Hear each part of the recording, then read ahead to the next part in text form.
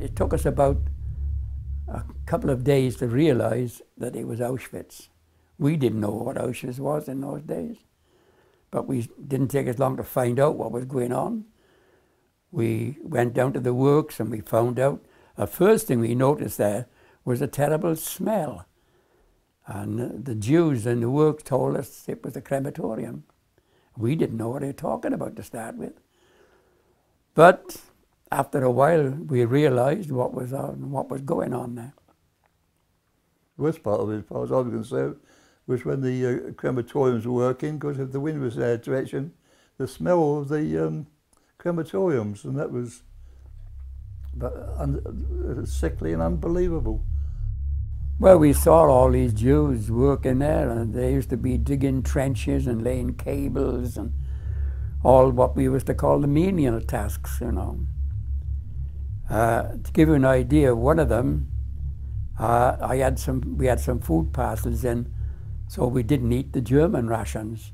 So I had a piece of sausage, and I took it down to the works one day, and I gave it to one of these Jews. And he said his name was Joseph. A couple of days after, look, he gave me that ring. He said he'd made it out of a steel pipe. I stuck it on my finger, and that has been ever since. About a week after that, he disappeared. So I said to one of his mates, "Where's Joseph this morning?" "Oh, gas chamber, kaput." That's just what he said. The life of the Jews in the camp, they were in such a state. They were shambling about, bent up, couldn't straighten up, and their lives at the works for about a month. When they couldn't work, they stuck them in a lorry, and took them to the death camp, then the gas chamber. So the fellow that made that ring for me went to the gas chamber. We were watching these, couldn't hardly believe it. All these poor people in what we used to call pajama suits, and the way the Germans were treating them. To the Germans, they were just dirt. If the German wanted to kill, what he would, and they were split up into parties. And each party had a capo, which was also a Jew.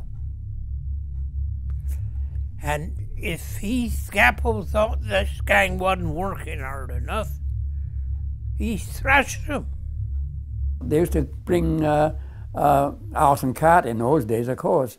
They used to bring in tanks and pump out the sewers to empty them. And one day they went out in the fields opposite with these carts, knocked the bung out in the back, and walked back and forth, dropping all over muck in a field. And a couple of days after, a lorry pulled up with, I presume, Jewesses on, and they had like a bag around their waist full of potatoes and a little maddock and bare feet, and they walked through it dropping a potato in it. Of course, they were women. We were all eyes, naturally. But oh, what a disgusting thing. Couldn't believe it. And how can I put it? You do what you could for the Jews, but you had to be hard in case you got shot. You taking what I mean? If the SS saw you talking to the Jews or trying to help the Jews, they'd just like to shoot you.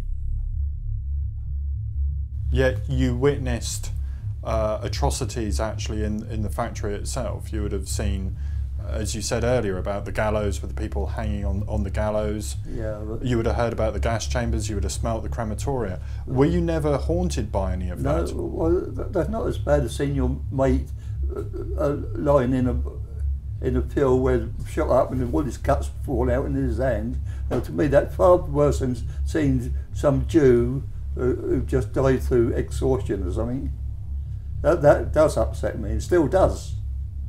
But things like that never bothered me at all. Got too many friends.